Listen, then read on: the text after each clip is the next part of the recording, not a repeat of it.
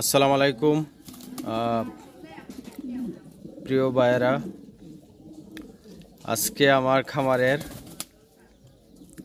দুইটা কালার কবুতর নিয়ে কথা বলবো।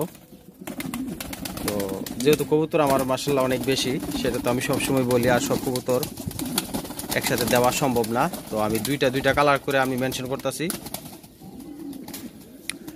এখানে দুইটা কালার হয়তো অনেক ভাইয়ের কাছে এটা একেবারে আনকমন, হয়তো জানি না, হয়তো সচরাচর দেখা যায় না যেহেতু। তো এর ভিতরে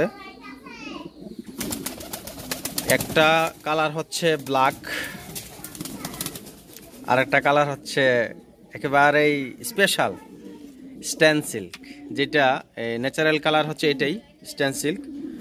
তো আমার 5 বছরের অভিজ্ঞতা কবুতর পালার, আমি আসলে স্ট্যান সিল্ক কবুতর সচরাচর বেশি একটা দেখি নাই।